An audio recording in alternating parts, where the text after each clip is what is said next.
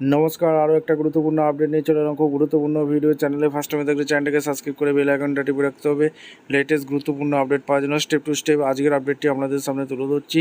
আজকে কথা বলবো চুক্তিভিত্তিক কর্মীদের নিয়ে। সুপ্রিম কোর্ট একটা বড় নির্দেশ দিয়েছে।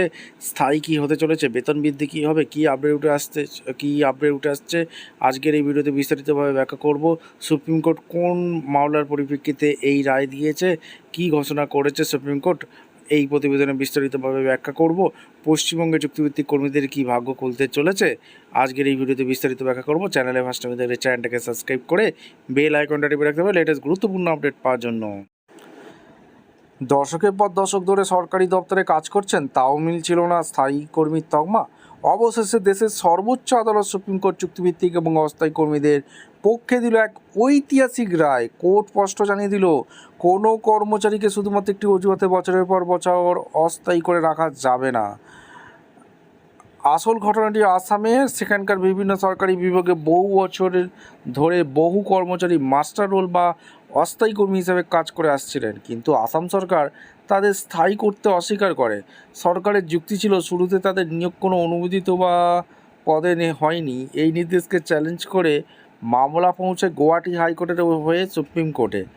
এবার বিচারপতি বিক্রমনাথ এবং বিচারপতি সন্দীপ মেহতার ডিভিশন বেঞ্চ গুয়াহাটি হাইকোর্টের আগের রায় বাতিল করে দেয়। সুপ্রিম কোর্ট সাফ জানায়, শুরুতে নিয়োগ অনুমোদিত পদে হয়নি।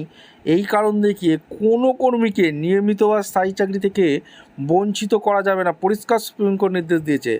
বৈষম্যমূলক আচরণ করা যাবে না। পয়েন্ট 2 নম্বর একটা দিয়েছে।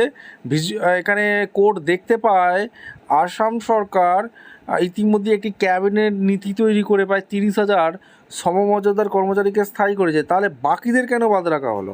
সুপ্রিম কোর্ট বলে, একই ধরনের কাজ কারা কর্মচারীদের সাথে সরকার দুরকম বা বৈষম্যমূলক আচরণ করতে পারে না।